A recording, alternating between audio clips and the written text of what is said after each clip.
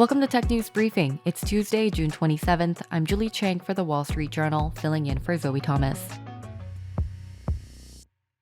For many companies, TikTok has become an unavoidable part of running a business. The social media app, owned by Chinese parent ByteDance, has become a billion-person focus group, disrupting how businesses used to market their products, as well as companies' research and development cycles. From restaurant menu hacks to viral beauty products or fashion trends, companies are finding themselves scrambling to mass-produce products or fix existing ones based on feedback that tends to have a short shelf life. Our reporter, Chavie Lieber, has been following the story, and she joins us now.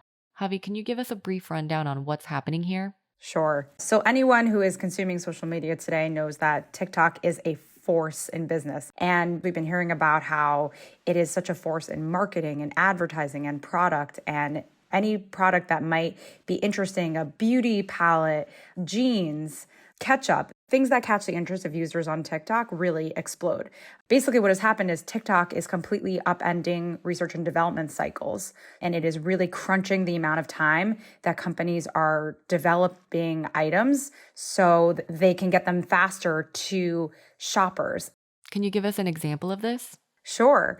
One company that I spoke with was a makeup company called Tarte Cosmetics, and beauty is huge on TikTok. So Tarte Cosmetics, like many beauty brands, is constantly watching TikTok to see what is trendy. And they noticed back in November that color changing products were really, really trendy. So there are these products, they come in different tubes, and then you put them on your cheek or your face or your lip, and then depending on the pH level of your skin, they turn a certain color. So Tarte decided that they were going to make their version of a color-changing product. And that is really exciting on paper, but to actually make it happen, they had to expedite their development process to 3 months, which is actually very chaotic for a beauty brand because most beauty companies are making a product anywhere from 12 to 18 months. So they really, really had to crunch in the time to feel like they were able to hop on the TikTok trend. So that meant for the CEO and the research and development team to hop on calls to Korea at 2 a.m. and to shorten their family vacations. So it ended up being a gamble that was worth it because their product was the fastest selling item that the brand had made. The total amount of items that they made, they had expected were going to last for 3 months and ended up selling out in 4 weeks. So this worked out for Tarte, but the crunch time seems less than ideal. What other problems may companies run up against here?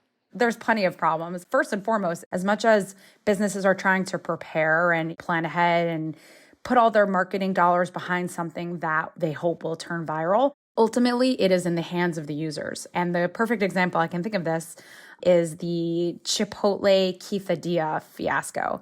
This has many iterations and legs of the story, but the long story short was that an off-menu hack was created by 2 food TikTokers. That created a huge headache for Chipotle because the off-item menu meant that the workers had to work on items that took much longer to make and mix and match the ingredients, and it really flustered the people in the store.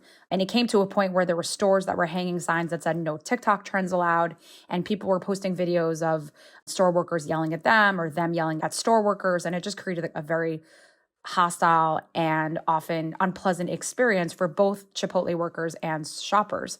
So Chipotle, the brand, ended up deciding to turn these TikTok off-menu hacks into a permanent menu item, but that required an entire training of their restaurant team. It all sounds like standard restaurant work, but when you're dealing with a viral item that might take off tomorrow, it actually is a very big headache for a huge restaurant chain like Chipotle. And what has TikTok said about all of this? Yeah, to a certain degree, this is something that the algorithm itself and the company itself can't really control. As much as TikTok is in charge of the algorithm and what people see, it's really the users and the creators that are coming up with the trends and so on. TikTok can't really pull back on what is going to go viral and what isn't. There have been instances where brands have gone viral on TikTok for the wrong reasons. I'm thinking specifically of Kia, the car company, where they became viral on TikTok because a few months ago there were constant videos of people carjacking the Kias.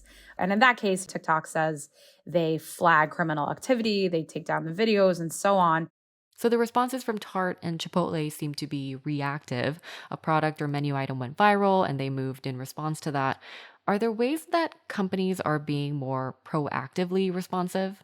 In some cases, there will be companies who have a team that is solely dedicated to TikTok, and they are looking at what is trending and what is happening on the app and trying to figure out if they can create something new or maybe even package products that they have that exist and might be able to fit it into the TikTok phenomenon. And then there are the more daring ones that are actually trying to chase trending product and make them take off with the algorithm and sell. We're seeing, especially in the beauty industry, ways to hack the TikTok algorithm, so to speak. So we know that users really like bright colors. So a lot of beauty brands are now using light purples and yellows because they want to catch the algorithm. And there are companies that are extremely daring and they are betting on TikTok completely. Like even as the app is facing a potential ban in the US, the ones that I'm thinking about are the fast fashion brands. One of the companies that I talked to in my story, Addicted, based out in LA, they have an algorithm that pulls trendy products on TikTok, and they are making clothing.